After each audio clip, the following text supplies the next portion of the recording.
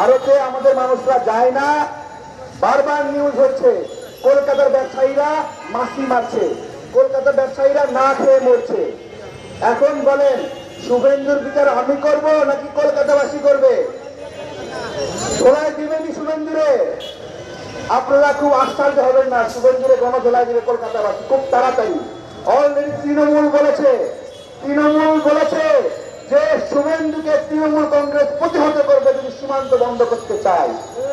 আপনারা যদি সীমান্ত বন্ধই করেন, এইখানে সবাই একসঙ্গে আমরা কি বলবো? আলহামদুলিল্লাহ। কি বলবো? আলহামদুলিল্লাহ।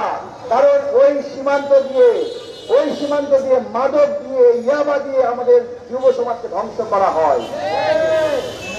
আমার এখান থেকে পাট নিয়ে যায়, ওরা পাঠায় হলো মাদক। বুঝতে পেরেছেন?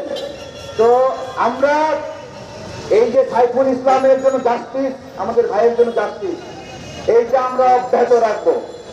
আগামীকালকে একই সময়ে জাতীয় প্রেস ক্লাব থেকে মৌন মিছিল অনুষ্ঠিত হবে।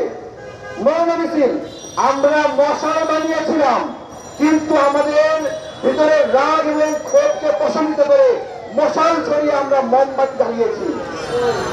আমরা উগ্রতাকে প্রশ্রয় দিব না। আগামীকাল মৌন মিছিল হবে এবং এই লড়াই এবং এই সংগ্রাম, এই অহিংস লড়াই আমরা চলতেই থাকবো যতক্ষণ না পর্যন্ত হিন্দু ভাইরা তাদের উগ্রতা প্রশমন করবে এবং যতক্ষণ না পর্যন্ত তারা সাইফুল ইসলামের খুনিদেরকে আইনের হাতে নিজেরাই তুলে দেবে। কি boss, vital match, tough opponent, tension? Come on bro, অপোনেন্টকে নিয়ে ভাবার সময় আছে। আসল অলরাউন্ডারের কাজই তো হলো যে কোনো টাফ সিচুয়েশনে টিমকে অলরাউন্ড প্রোটেকশন দেওয়া। জাস্ট লাইক মাই টাইলক্স, যার অ্যান্টিব্যাকটেরিয়াল এজেন্ট টয়লেটের কোনায় কোনায় পৌঁছে 99% জীবাণু ধ্বংস করে, টয়লেটের কঠিন দাগ ও দুর্গন্ধ দূর করে টয়লেটকে রাখে ক্লিন আর সুবাসিত। টাইলক্স টয়লেট ক্লিনার, ক্লিন মানেই টাইলক্স।